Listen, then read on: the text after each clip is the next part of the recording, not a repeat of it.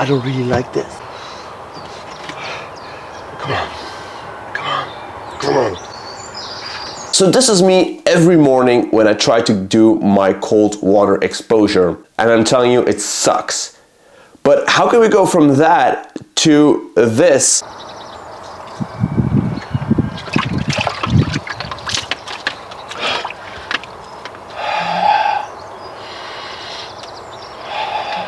Well, in today's video, I'm going to give you 5 ways to make cold water exposure easier. The reason why I do cold water exposure, I'm going to briefly go over this, is 1, better sleep quality the next night, more energy in the morning, just doing hard stuff.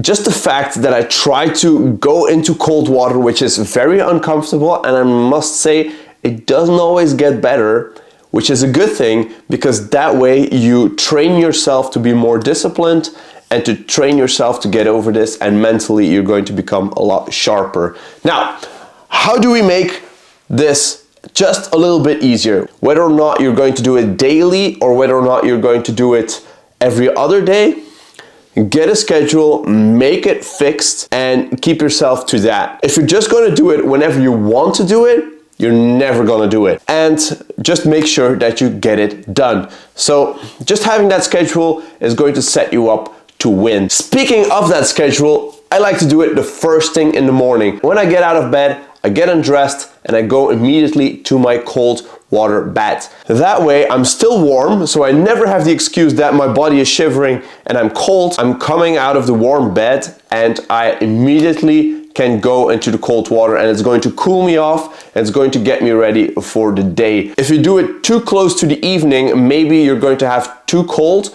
and then your body is going to respond with getting too hot, and that could potentially harm your ability to fall asleep. So we really want to do this first thing in the morning. Still going in team with when to do it, I suggest you start around spring or summer, because then it's going to be the hottest outside. And if you're doing a cold water exposure, it's going to be a lot easier if you're already hot, and especially during summer.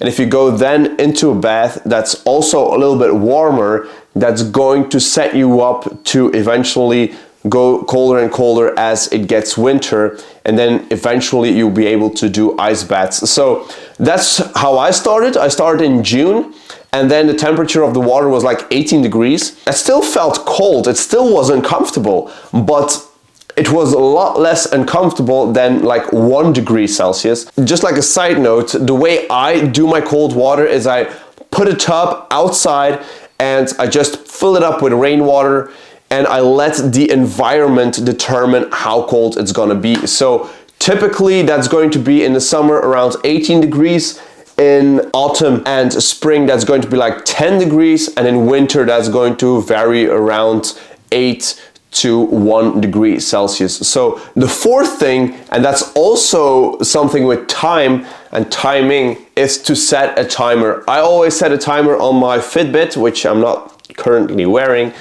and I just put a timer 2 minutes. I go in and then I start, because if you just go in and you're like waiting and all of a sudden like, oh yeah, I feel like going out, you'll never know how long you've been in there, and sometimes you lose track of time and you're going to be a lot longer in your bath, which is totally fine, but sometimes you feel like, I've been in here for ages, and maybe you were in there for only 10 seconds. To get the full benefit, you want to set a timer that is out of your way. You can focus on the cold, you can focus on your breath. That's going to be thing number 5, but set a timer so time is not going to be of your focus. In order to get the benefits of cold water exposure, try to calm your breath.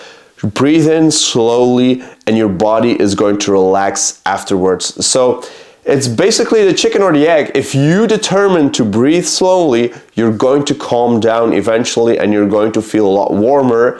Whereas if you let your breath determine the rhythm, you're going to expel a lot of heat and you're going to feel cold very quickly. So really slow your breathing. You don't have to do any Wim Hof breathing or anything, but just like try to breathe through your nose, like very slowly in, 2-3 seconds, and then a very slow exhale, 3-4 seconds, and you're good. So yes, these are my 5 tips in order to make ice baths somewhat manageable, somewhat comfortable, but still mentally hard enough to get the full benefit in order to be hella strong. So thank you so much for watching, guys. I hope you liked this video. I hope you got something out of it. I hope you're now going to do ice baths, and I hope you're now going to have a better time.